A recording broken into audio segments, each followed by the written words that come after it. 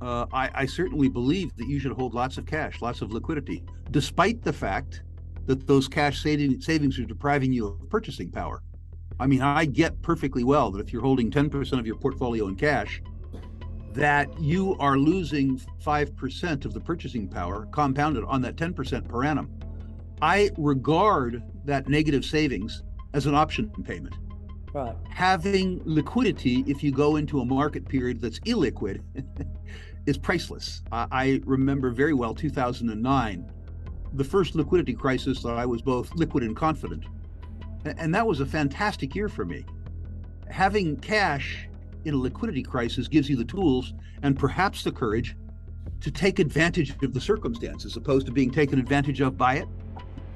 So, and I, by the way, personally regard my bullion as cash. Absolutely. Good cash and volatile cash. But when I look at my liquidity, I consider gold to be part of my liquidity because I can sell it in a nanosecond. I don't discount the fact that if we have an economic recession, an economic reckoning, if you will, that it could be a recessionary or depressionary type investing type circumstance. And in that case, at least initially, the gold price would go down too. But if you look back at past recessionary periods, in particular the Great Depression, 1928 to 1936, gold held its value extremely well, precisely because people were concerned about the purchasing power of their savings in fiat instruments. Yeah. It doesn't matter as much recession or depression. What matters is a lack of trust in the system.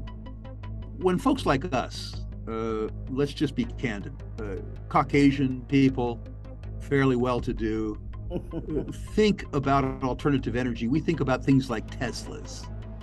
And it's true that our future involves more gadgets and more electricity. But what's going to drive the electricity market is a wonderful, wonderful, wonderful thing. You need to tell your kids this. What's going to drive demand for battery metals is the ascent of humankind. We talked about this at the conference. 1.2 billion people on Earth don't have electricity. Don't think that these people are willing Luddites. They all want to live like you do. And in the last 30 years, more and more of them have. 2 billion people on Earth only have access to intermittent or unaffordable electricity. The electrification of humankind, the urbanization of Malawi, the urbanization of Indonesia, the urbanization of Bolivia, over the next 30 years will do the same thing that the urbanization of China did. And it isn't just going to be copper wires to houses. It's going to be light bulbs. It's going to be all the little goodies. I mean, can you imagine if you live in Congo on the equator, how much your life would be improved by having an air conditioner? Yeah. As an example. So when we talk about the effect of alternative energy schemes, battery schemes, all these gadgets, while it's tempting because we're all ethnocentric to think that we are the market, we aren't the market. We're only part of the market. The real market, if you look at the demand for Australian assets, the most important contributor to the boom of the mining industry in Australia in the last 30 years has been China. And we have 3 more Chinas on the runway. Well, you know, they have you by the nose and you have them by the nose. And you know, hopefully nobody twists. Hopefully we learn that you have something they need and they have something called money that you need. And, you know, we trade it all peacefully and everything works out well. But it's important to note that, you know, India limps along, gets a little better every year. There's 1.3 billion of them. Wall Street is pretty good at dealing with changes in interest rates.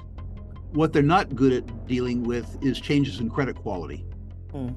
Because they don't get paid not to earn fees. And their lending standards in bull markets deteriorate. The other thing that really scares me personally about Wall Street, at least the banking sector on Wall Street, is the increasing complexity and size of the derivatives market. Exactly. Big banks, JP Morgan Chase, will tell you that although they have 50 or 60 trillion dollars of nominal derivatives exposure, that their real exposure is much less because they're offset longs against shorts. What they forget to tell you is that that assumes that the counterparties pay. If you have a $50 trillion notional liability against a $400 billion balance sheet, what you're suggesting is that you are smart enough to operate a big bank with a 0.4% equity slice. I believe that Jamie Dimon is substantially smarter than I am. I believe that the correct equity slice for my bank is 10%. He believes that the correct equity slice for his bank before derivatives exposure is 7%, and after derivatives exposure is 35 basis points, 1/3 of 1%. Wow. Yeah, Now that works until it doesn't. And history has shown that that's likely correct. Treasury, unfortunately, will not bail Rick Rule out. But if you ask me what scares me, the decline in lending standards, the financialization of junk debt, which we'll go into in just a second, and derivatives. And we should talk about the financialization of junk debt. Junk debt is perhaps an American term for privately or publicly traded debt from non-investment grade issuers. Yeah. And there's been a huge global, but sadly, particularly U.S. industry in junk debt.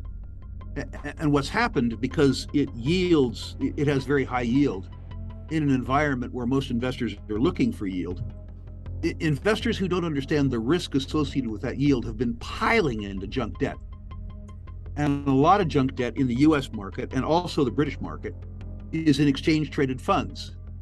These exchange-traded funds are hugely liquid, but the assets they hold aren't liquid.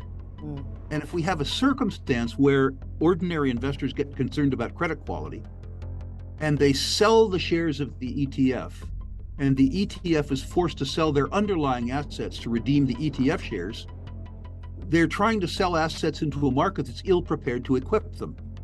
When I was a young man in the last junk debt crisis we had in the U.S. in 1982, we had a saying for illiquid junk bonds that you went to sell that were illiquid. You call your broker and say, sell my junk bond. He says, oh, that's an owl bond. An owl bond is when you call your broker to sell it and he goes, to-hoo. And that scares me. I mean, it really does scare me. I look at, as you know, I'm a credit guy by background, and I look at the covenants around these bonds, and the covenants were put in place by Wall Street to benefit the issuer, not the investor. That's all good until things go wrong.